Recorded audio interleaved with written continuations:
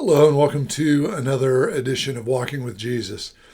Today, as this is being released anyway, it will be October 31, celebrated by many in the world as Halloween. And oftentimes I think of Halloween as perhaps a day of darkness rather than a day of light. I think it as Satan's holiday rather than a holiday that honors God.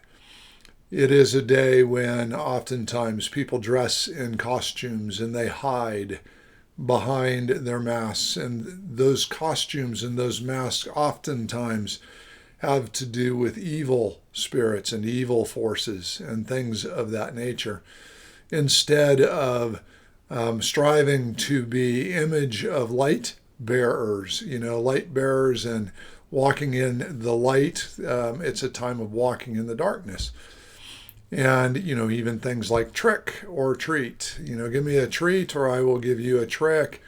A lot of things throughout history have happened on that day, and it is the day preceding All Saints' Day, and there's a lot of superstition that has surrounded it. There's a lot of difficulty.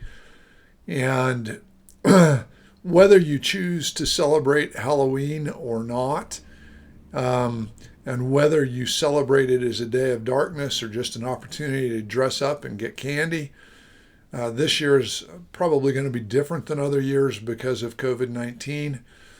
But we need to recognize that we do live in a world of not just the material, but there is a supernatural and spiritual realm out there as well. And that when we walk with Jesus, we recognize that there are not just good spirits, but there are also evil spirits.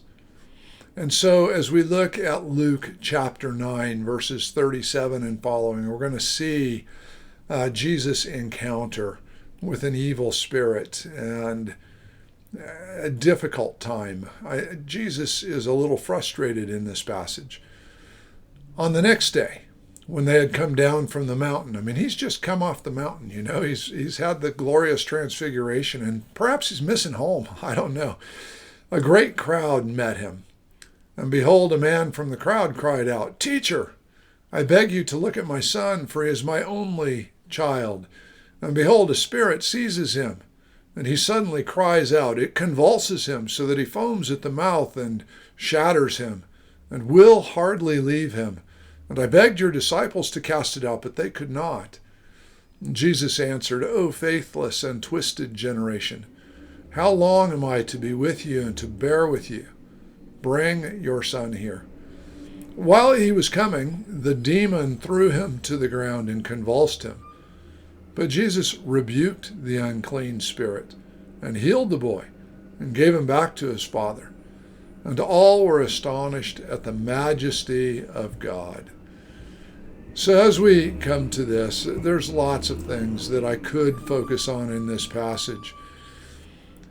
But what I really want to focus on is that in this day of darkness, in this time when so much seems to be going wrong, and when the church even seems so powerless in our world to make the presence of God known, so that these words, "O faithless and twisted generation," we could hear in our own ears. God is still greater. So all were astonished at the majesty of God.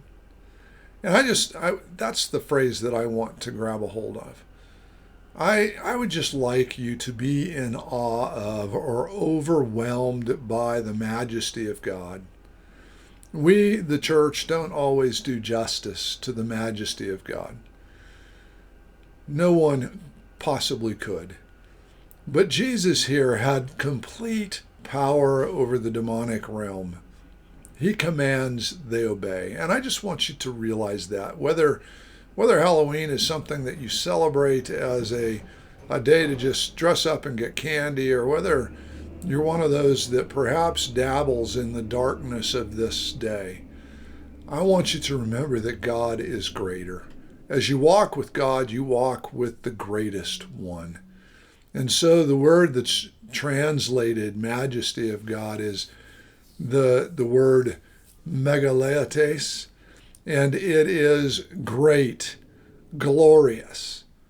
It can be translated as greatness or majesty, glory in connection with God. He is the Almighty. There is no power that can stand against him, no force that can prevail against him.